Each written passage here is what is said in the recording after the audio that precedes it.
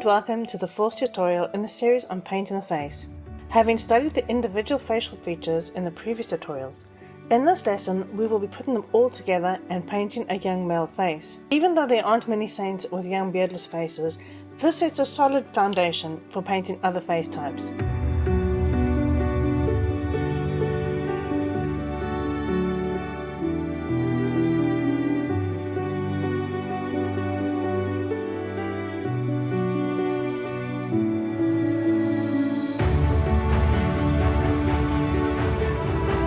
First we paint in one direction, and the eyes. Remember that these lines start at a point, broaden in the middle, and end at a point.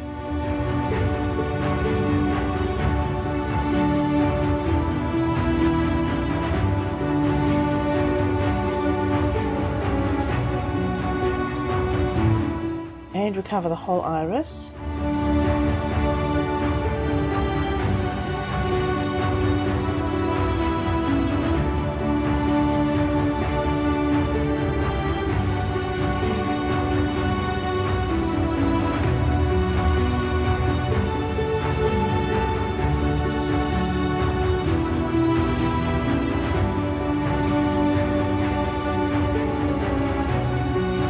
So now we've finished the Grapsimata.